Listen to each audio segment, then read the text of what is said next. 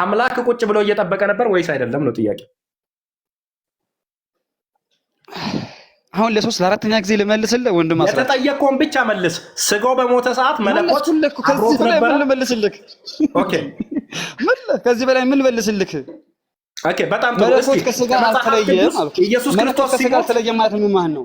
ኦኬ ካልተለየ አብሮ ነበር። አድምጥ ስጋ በስጋው ሞተ በመለኮቱ ሕያው ነው። መለኮቱ ተለይቶት ነበር። ስጋው ሲሞት አልተለየም የሚባለው ነገር ሲሞት አብሮ ከሞተ አልተለየም ይባላል።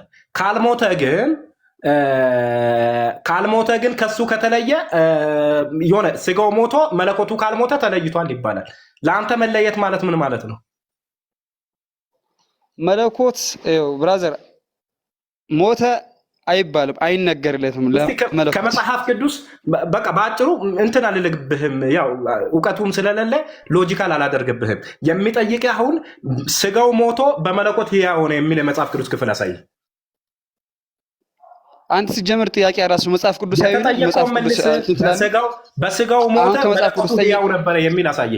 ከመጽሐፍ ቅዱስ ኢየሱስ ክርስቶስ ሲሞት በስጋው ሞተ መለኮቱ ሕያው ነበር የሚል የመጽሐፍ ቅዱስ ክፍል አሳይ።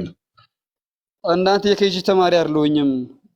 ቃል በቃል አምጣ የምትለኝ ኬጂ ተማሪ አይደለሁም። ስለዚህ እውቀቱ የለም። በቃ የመጽሐፍ ቅዱስም እውቀቱ የለም። ኦኬ ወደ ሎጂኩ ሊመለስ። ኦኬ ወደ ሎጂኩ አለማወቅ የኔን አለማወቅን አይሸፍነውም። አንተማ እንደማታውቅ እያሳየው ነው። አንደኛ በሎጂኩ መታውብህ፣ እንደገና ደግሞ በጥቅሱም መታውብህ። ኦኬ ወደ ሁለተኛው ሐሳብ ሊሄድና እዛው ጋር ዝም ብለህ ብቻ ነው እየጮክ መታውብህ ምናምን ትላለህ እንዴ? አሁን ጥያቄህን በስትክክል ጠይቅና ከዛ በኋላ ለኔም ጊዜ ሰጥተህ እስክመልስ ድረስ አድምጠኝ። ጥያቄ ጠይቀህ ከዛ በኋላ መሀል እየገባህ መልስ እንደሌለው ሰው ልታደርገኝ ጭራሽ አትችልም። ሎጂካሊ በእንትንም ልትጎዳኝም አትችልም። ኦኬ የጠየቅኩትን መልስ። አሁን አምላክ በሞተ ሰዓት ስጋው ነው የሞተም ወይስ መለኮቱ? አጭሩ መልስልኝ። መለኮት ካልሞተ ወልድ በሞተበት ሰዓት ስጋው በሞተበት ሰዓት መለኮቱ የት ነበረ እኮ? አስረስ እያልኩህ ያለሁት እኮ ይህን ነው። መለኮት ይሞታል ተብሎ አይታሰብም ነው ምልክ እኮ። ኦኬ መለኮት ይሞታል ተብሎ አይታሰብም። ስለዚህ መለኮት አልሞተም። ክርስቶስ በስጋ በሞተበት ሰዓት መለኮት ከክርስቶስ የተለየበት ጊዜ ነበር ማለት ነው። እኛ ጋር አልደረሰም ሰዓት። መለኮት አይሞትም። ተለየው አይሞትም። ከክርስቶስ ስጋ ተለይቶ ነበር ወይ መለኮቱ ስጋው በሞተ ሰዓት? እሱን እንዴት እና ተለየ አልተለየ ልንል እንችላለን ወይ? መለኮታዊ ባህሪ አይደለም ወይ ያለው ነው እኮ ምልክ። ክርስቶስ በስጋ ክርስቶስ ሲሞትሽ መለኮቱ አብሮት ነበረ? አንዴ ስማኝ፣ መለኮታዊ ባህሪውን አልተወም። ፍጹም ሰው ፍጹም አምላክ እንላለን አይደለ? ኦኬ የሞተው ፍጹም አምላክ ነው ወይ ፍጹም ሰው ነው? ፍጹም ሰው። ኦኬ ፍጹም ሰው በሞተበት ሰዓት ፍጹም አምላክነቱ የት ነበረ? ምን ማለት ነው? የት ነበር? ቦታ ይወስነዋል። አስረስ ኦኬ ቦታ አይወስኑም። ኦኬ ስለዚህ ከክርስቶስ ከፍጹም ሰውነቱ ፍጹም አምላክነቱ ተለይቶት ነበር ማለት ነው። ኢየሱስ በሞተበት ሰዓት ከስጋ ተለይቶ ነበር። በስጋ ነው የሞተው። ኖ ስጋው መለኮቱ ከስጋው ተለይቶ ነበር ወይ ነው ጥያቄው። መለኮቱን ከስጋ ተለየ አልተለየ ብለን ልንል አንችልም እኮ ነው። ኦኬ ካልተለየ ታዲያ መለኮቱ አብሮት ሞቶ ነበር? እሱን እኮ ነው ማለት አንችልም። ኦኬ ማለት የማንችል ከሆነ መለኮቱ ከስጋው ተለይቶ ነበር ወይ? አንተ ምንድነው በዚህ ጥያቄ ያለክ እንትን ምንድነው? ያንተ ግንዛቤ ምንድነው? እኔ በስጋ አምላካችን ኢየሱስ ክርስቶስ በተገለጠበት ስጋ ሞተ ብለን እንላለን አይደል? ኦኬ በተገለጠበት ስጋ ሲሞት ያልተገለጠው መለኮቱ ሞቶ ነበር ወይስ አልሞተም? እሺ ባጭሩ አስረስዬ አባቴ አዳምጠኝ እና መለኮት ሞቷል አብሮት ነበር ወይ ተቀብሯል ምናምን የሚል ኦርቶዶክስ አስተምሮት እኔ እስከማውቀው ድረስ የላትም። ኦኬ መለኮቱ አልሞተም። እሺ ስጋው ሞቶ ነበር። ስጋው ሲሞት መለኮቱ የት ነበረ ነው ጥያቄው እኮ መለኮቱን በቦታ እንወስነዋለን ወይ? እዚህ ነበር በቦታው አልወስነውም። ስለዚህ ከክርስቶስ መለኮቱ ተለይቶ ነበር ወይ ነው ክርስቶስ ሲሞት መለኮታዊ ባህሪ ይመረመራል ወይ እኮ እያልኩህ ነው። ጥያቄው ስጋው በሞተ ሰዓት መለኮቱ አብሮት ነበረ ወይስ ተለይቶት ነበር ነው ጥያቄው። መለኮታዊ ባህሪ አይመረመርም። ኦኬ ስለማይመረመር ተለይቶት ነበር ወይስ አልተለየውም ነው ጥያቄው። ካልተለየው ተለይቶታል፣ ካልተለየው ደግሞ አልተለየም። መቶ ጊዜ ነው እንዴ ተለየ አልተለየ የምትለኝ? ተለየ አልተለየ ብልህ እኮ መለኮታዊ ባህሪውን አንመረምርም እኮ ነበር። ጥያቄው ተለይቶታል ወይስ አልተለየውም? እንዴ መለኮታዊ ባህሪ አይመረመርም። ያ ነው ይሄ ነው መልሱን ትመልሺዋለሽ። የክርስቶስ የመለኮት ባህሪ ክርስቶስ ሲሞት መለኮቱ ተለይቶት ነበር ወይስ አልተለየውም? መለኮታዊ ባህሪ አይመረመርም። አስረስ በቃ ይሄን ስለማትመልሺው አሁን ደግሞ ወደ እንትኑ ሊሄድና አንተ መልሰው እስቲ መለኮት ከስጋው ተለይቶት ሞቷል። ኢየሱስ ክርስቶስ መለኮት አልነበረማ፣ ከጅምሩ መለኮት አይደለም። በእናንተ ሎጂክ ነው የጠየኩት እንጂ። እንደዛ ካልክማ በማስረጃ ንገረኛ። ምን እኮ በስጋ መሞቱን አንተ ታምናለህ? ክርስቶስ ምኑ መጽሐፍ ቅዱስ ሞት ይላል ኢየሱስን ኢየሱስ በስጋ ሞተ የሚለውን ታምናለህ? ምን መጽሐፉ ይላል? መጽሐፍ ቅዱስ እሺ ይላል ኢየሱስ ክርስቶስ በስጋ ሞተ ይላል መጽሐፍ ቅዱስ። መለኮታዊ ባህሪው ተለይቶታል፣ ሞቷል፣ ከሱ ተለይቷል የሚለውን አንተ ኢየሱስ ክርስቶስ መለኮታዊ ባህሪ አይደለም። በመጀመሪያ ደረጃ ምንድን ነው ታዲያ?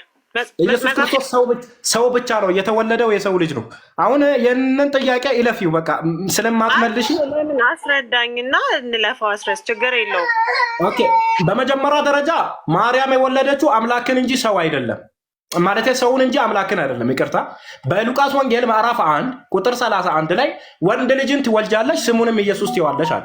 በመቀጠል በሉቃስ ወንጌል ምዕራፍ 2 ቁጥር 58 ላይ ኢየሱስ ክርስቶስን በመንፈስና አንዴ ላብራራለሽ፣ በመንፈስና በቁመት በሰውና በእግዚአብሔር ፊት በጥበብ ያድግ ነበረ አለ መጽሐፉ። ኧረ አንዴ ሚዩት አድርጊ። በጥበብ ያድግ ነበረ አለ። ስለዚህ ኢየሱስ ክርስቶስ በጥበብና በቁመት አድጓል። በጥበብና በቁመት ያደገው ሰው በጲላጦስ እጅ ተገድሏል ይላል መጽሐፍ ቅዱስ። የተገደለው ያ ሰው እንጂ መለኮታዊ ባህሪ አይደለም፣ ወይም አምላክ አይደለም። የተወለደውን ሰው እንጂ አምላክ አይደለም። ስለዚህ በአጭሩ ኢየሱስ ክርስቶስ የተባለው ሰው በአጭሩ በጊዜው የሚኖር የነበረ ሰው ነው። ሰዎችን ያስተማረ ወደ አምላክ ጽድቅ የጠራ እውነተኛ ሰው ብቻ እንጂ አምላክ ነው የሚል ማስረጃ የለም ማለት ነው። እሺ አሁን ወንድ ልጅም ትወልጃለሽ ስሙንም ኢየሱስ ትይዋለሽ የሚለውን ጠቅሰን አሁን እጄ ላይ አንድ ስልክ ብቻ ነው ያለኝ። ሙሉን አንብበው ሲያደርገው ማለት ነው። ያኛውን መመለስ አልቻልሽም ማለት አንተ አስረዳኝ ስትይ እኮ አስረዳው። ሰው አታስገቡ ያጀማ እጭ አይ አስረስዬ አንተም እኮ እኔ የተረዳሁበትን እኮ ነገርኩ። መለኮታዊ ባህሪ አይመረመርም። በመለኮታዊ ባህሪው ካልሞተ ስጋው ሲሞት መለኮታዊ ባህሪው የት ነበረ ነው እኮ ጥያቄው እኮ። መለኮታዊ ባህሪ አይመረመርም። አንተ ደግሞ መለኮታዊ ባህሪው እዚህ ነው እዛ ነው የምትል ከሆነ ማስረጃ ንገረኝ ነው። ስለዚህ ከወልዴ መለኮታዊ ባህሪው ተለይቶ ነበር እሱ ሲሞት። ጥያቄው እያስጨረስክ አስጨርሰኝ። እያወራሁ ነው፣ መሀል ላይ አትግባ። እኔም እየሰማሁህ ነው። እኔ ያልኩህኝ ምንድን ነው? እኔ መለኮታዊ ባህሪ አይመረመርም ስልክ አንተ ደግሞ ተለይቶታል ወይ አብሮት ተቀብሯል ወይ እንዲህ ብሏል ወይ አልክ። እኔ መለኮታዊ ባህሪ አይመረመርም ካልኩህ ልትለኝ የምትችለው ነገር ይሄ ነው ብለህ መጽሐፍ ገልጠል የተጠየቅሽው ኢየሱስ ክርስቶስ አምላክና ሰው ነው አይደለም? ፍጹም አምላክ ፍጹም ሰው። ኦኬ ያ ፍጹም አምላክና ፍጹም ሰው ከነበረ ኢየሱስ ክርስቶስ የሞተው በምኑ ነው? በስጋ በተገለጠው ስጋ ሞተ።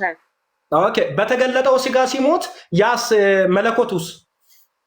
መለኮታዊ ባህሪ አይመረመርም እኮ ነው ምልክ። መለኮታዊ ባህሪው ስጋው ሲሞት ተለይቶት ነበር ወይስ አልተለየው? ማይ ጋድ እሱን ነው እንዴ ደግሞ ካሁንም የምትጠይቀኝ? መለኮታዊ ባህሪውን እንዴት ልንመረምር? እንዴት አብሮት ሞቷል? እንዴት ተነጥሎታል? እንዴት አብሮት ነው ያለው ብዬ ላስረዳ እችላለሁ። ስለዚህ ሁለቱንም ማለት አንችልም። ተነጥሏልን ማለት አንችልም። አብሮ ሞቷልን ማለት አንችልም።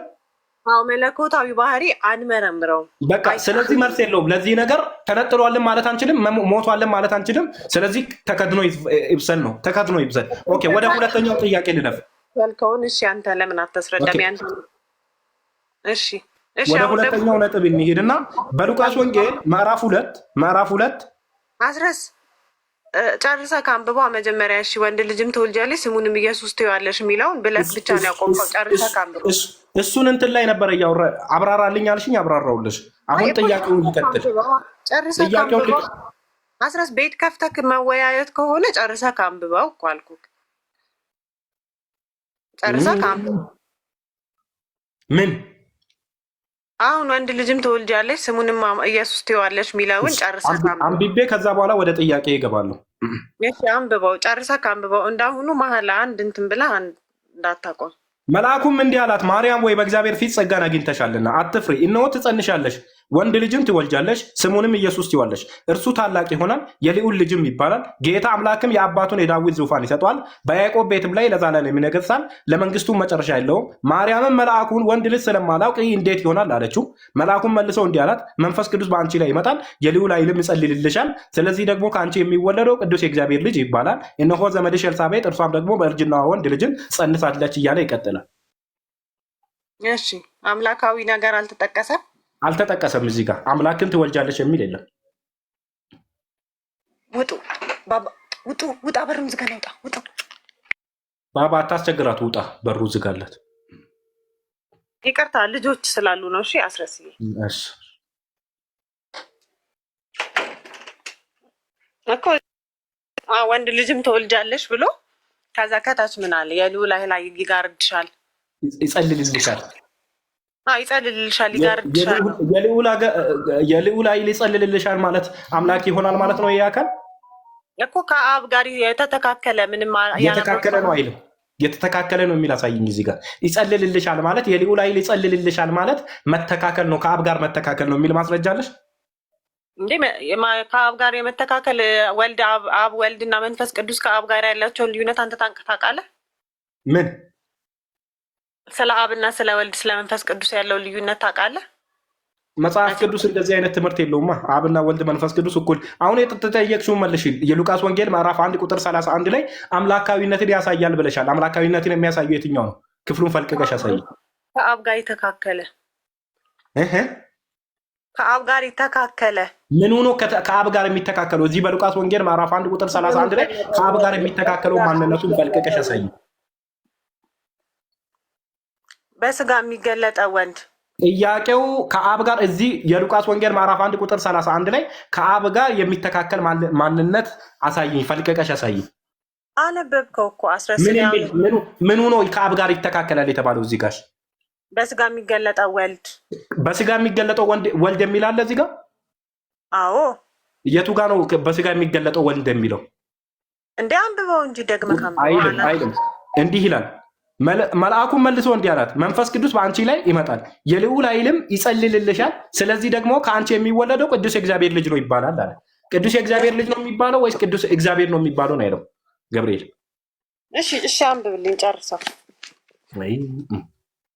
እሺ እነሆ ትጸንሻለሽ፣ ወንድ ልጅም ትወልጃለሽ፣ ስሙንም ኢየሱስ ትይዋለሽ። እርሱ ታላቅ ይሆናል፣ የልዑል ልጅም ይባላል። ጌታ አምላክም የአባቱን የዳዊት ዙፋን ይሰጠዋል፣ በያዕቆብ ቤት ላይ ለዘላለም ይነግሣል፣ ለመንግስቱም መጨረሻ የለውም። ማርያም የአባቱን የዳዊትን ዙፋን ይሰጠዋል ማለት ምን ማለት ነው?